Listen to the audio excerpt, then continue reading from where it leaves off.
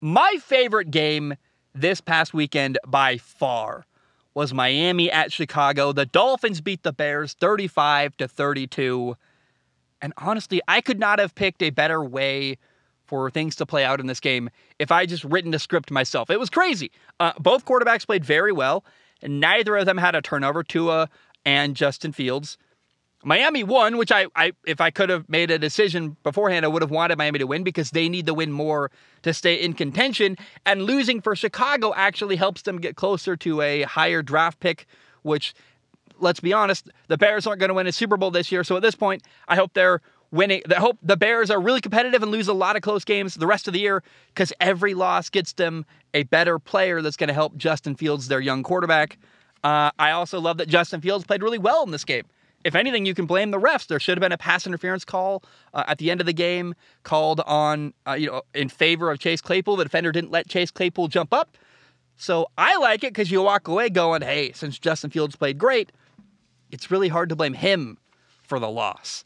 And the fact that Chicago's offense was able to keep up with Miami's high-powered offense, Tua, Tyreek Hill, Jalen Waddle, I think it says a lot about how far things have come for the Bears offense. I've been tracking them all year. It's crazy. Like, this was my dream game.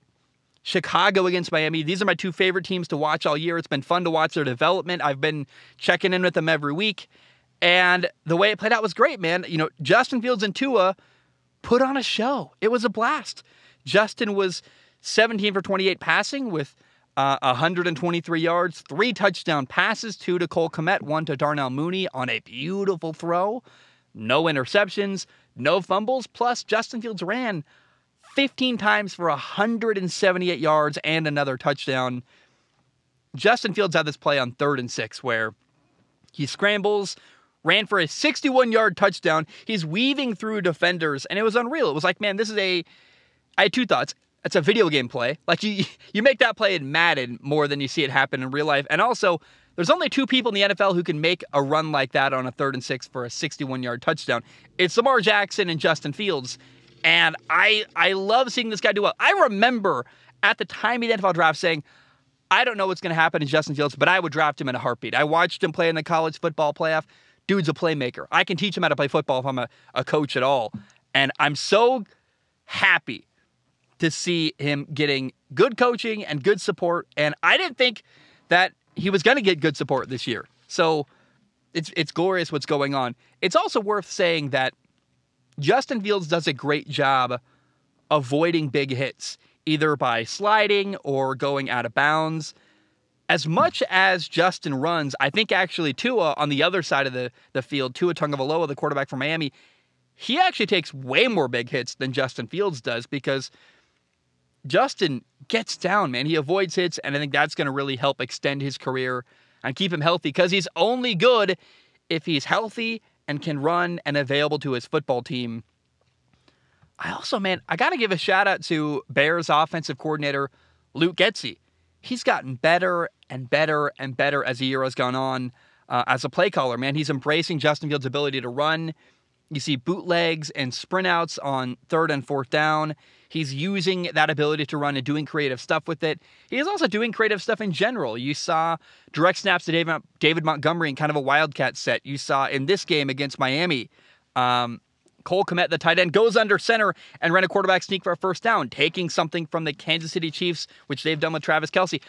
I love it, man. The Bears offense has really impressed me these last couple weeks, and Justin Fields keeps getting better and better, and his understanding of defenses is making him into a really dangerous weapon and making him into a player that's going to be really hard for defenses to stop. As he goes, oh, that's man coverage. I can take it and run. There's no one on me. I'm seeing a QB spy or I'm not. Or even when they do a QB spy. There was a play on was it 3rd and 8 or 3rd and 6 where he ran for a 1st down and Miami had a QB spy, meaning there was a guy dedicated where the defender's sole purpose was to follow Justin Fields. And if he ran, track him down. And in spite of that, didn't matter. Justin Fields still ran for a 1st down. It was crazy. And, man, Chicago, by the way, they lead the NFL in rushing. They are over 200 yards ahead of the next team, Baltimore. In fact, it's 246 yards because I did the math because I'm a crazy person. So there are just so many ways Justin Fields can beat you now. Running the football, throwing the football. He's reading defenses really well. As he develops, it's getting scarier and scarier. And, not very many quarterbacks have, I think, the capacity to be like the best quarterback in the NFL. I look at, Mac Jones in New England. It's just limited physically. You can't run around. There are ways that he just isn't able to beat you. Justin Fields has the talent level where he could become a Patrick Mahomes. He could become a Josh Allen where defenses go, our hands are tied. We have no idea how to stop this guy because everything we do, he makes us wrong, whether he's running or throwing. And that ability to run is just insane. Yeah, I have in my notes here, it was a 3rd and 8 where he ran away from a quarterback spy and ran for a first down. Also on that play, avoiding a crazy sack. It's just awesome. He made a beautiful touchdown pass to Darnell Mooney. The way this game ended was ugly. There should have been a pass interference call made in favor of Chicago. Miami's defender literally is pulling Chase Claypool to the ground and didn't allow him to jump up. So what I like about that, though, the outcome is, hey, you can't even blame Justin Fields. Like, they blame the refs. He played a great game, did everything he could pretty much. And I walked away very, very satisfied watching Chicago's offense. Now, one thing that cost Chicago, Miami got a touchdown when they blocked a punt. That's not great. But I want to talk about Tua Tagovailoa, Miami's quarterback here, because Tua was 21 for 30 passing with 302 yards, 3 touchdown passes. His top 2 receivers, Tyreek Hill. Tyreek Hill had 7 catches for 143 yards and a touchdown. Jalen Waddle, 5 catches, 85 yards and a touchdown. And watching Tua, it just looks like Drew Brees. I mean, he really is just left-handed Drew Brees. It's kind of scary, too. Tua missed Jalen Waddle open on a deep ball, 3rd and 11, down the left sideline late in the game. That could have been a touchdown as well. So with really good stats and a really great game, think about this. Tua's got room to grow. It could be even better, which sounds bad, but I think it's actually really impressive when you go, oh, there's still more ceiling to reach for Tua. It's also just so cool to see Tua do well in general. Miami was considering giving up on him, last year. There was a point where, should we go get Deshaun Watson? Do we even want to keep Tua? Should we draft another quarterback? Well, we're in year 3 with Tua. And I always say year 3 is the year that you dial up the pressure a little bit for a young quarterback. The first 2 years, they're learning.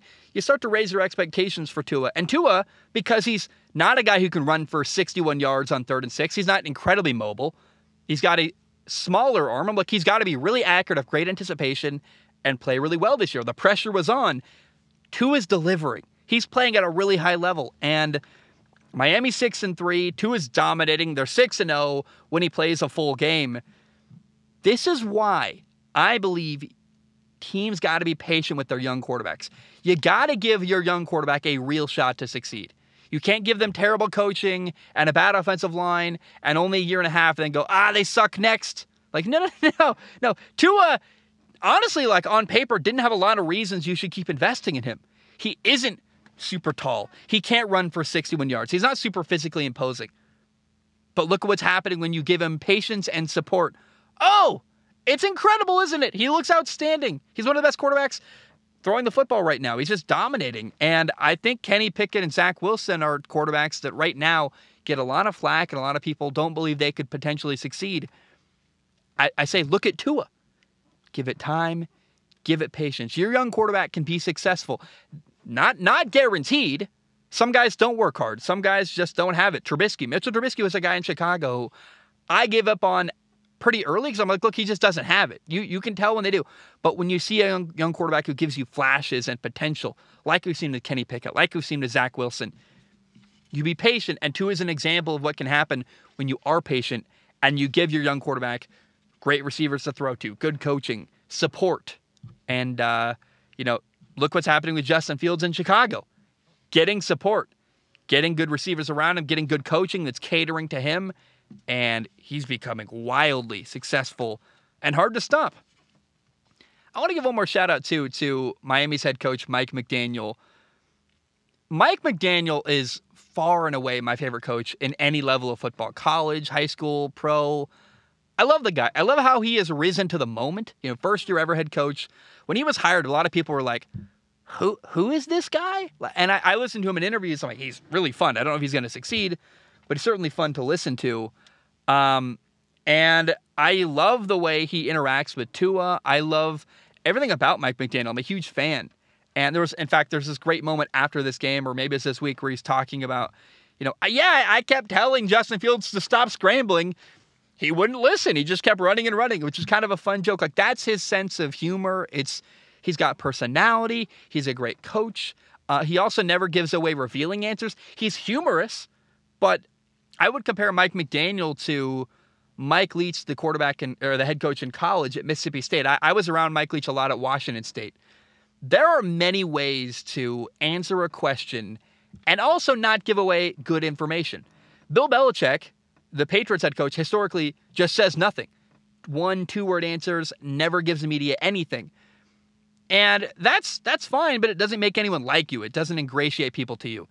Mike Leach in college will never really give you a straight answer about football, but he will go off on tangents about all kinds of stuff. Weddings, pirates, girlfriends, ice cream flavors, movies. Like, he'll talk about anything basically except football.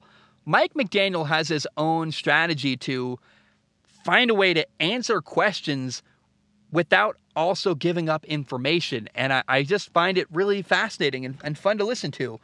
All around, Miami at Chicago was by far my favorite game of the weekend, and I had a blast watching it and taking notes about it. And I'm so glad these two young quarterbacks, Justin Fields and Tua Tagovailoa, both were great. That makes my heart really happy because I want to see them both succeed. And, oh man, it was awesome.